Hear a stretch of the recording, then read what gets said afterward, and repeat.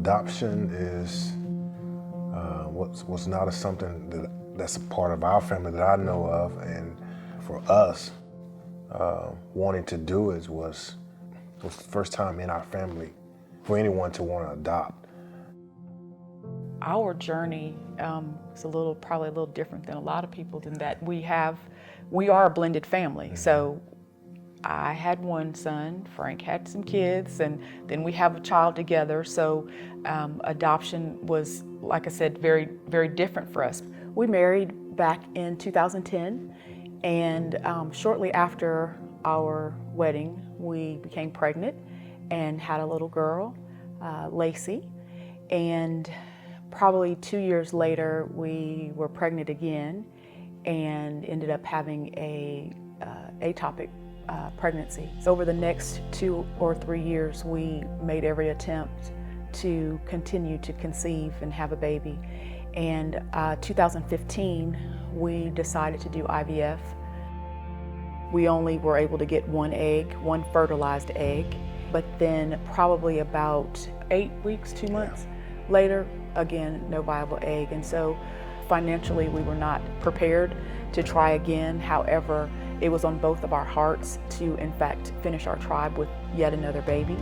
And I think that for it to happen from 2015 to 2019, it's 4 years. Seems like that's a lifetime, a very long time to prepare your hearts, but our hearts never changed. He had to mold us and he had to shape us to what was going to happen in 2019.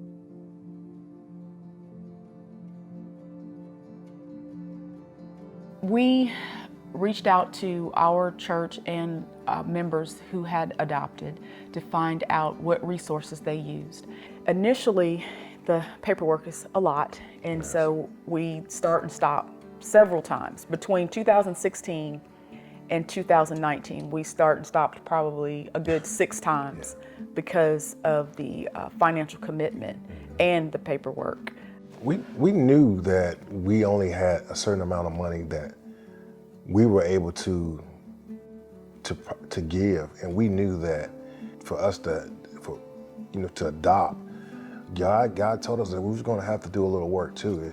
Faith without works is dead. So for us to have our faith extended, and I will say in that year it was stretched to its max. It is a monumental amount of money. We didn't have that kind of money just sitting in the bank, and so we had to extend ourselves in faith, not only with our church, but with our prayer warriors to help us along the way. And the village that we have that has helped us to come to the end result of bringing Braylon home was completely amazing. They prayed for us, they brought food for us. Someone recommended to us doing letters in the mail to our family and friends. So we put together a letter and poured our heart into it to let everybody see it. And we were just expecting, small amounts or different things like that. And we were really shocked the love and support that we received.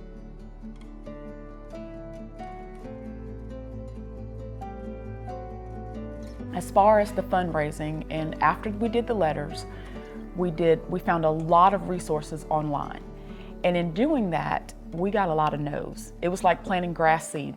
Everyone got the same letter across the board, and nothing came of it initially. And then Lifesong came along, and we were shocked to see that they were going to provide a matching donation through Gia's Hope. It could have very well been the point that if we didn't, we probably would have fell off, because it was kind of like, well, it's still an astronomical amount. And so Lifesong came just in the nick of time with Gia's Hope. Yeah. And I think it was like, maybe still $25,000 short before that grant. Yeah. So. And it really did. It was amazing how when you tell people that there's a matching grant, that they feel like I'm giving XYZ, but they're going to get XYZ as well. So they really feel good about it. We did extend money ourselves. We did have money that we made some adjustments to our own monthly budget to save money, and then we raised the money for the rest. got matched in October. Yeah. We met with the family, with the Angel parents in November. We flew out to see them. Around Christmas time, Angel Mom went into labor. It was overwhelming. It was overwhelming, but as soon as I laid eyes on him, I mean, I was instantly like, I'm so excited to meet my son.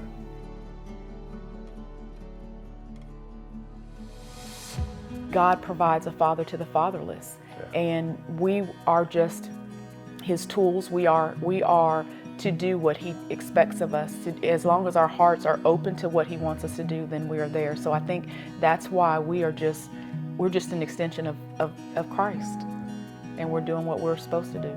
That's it.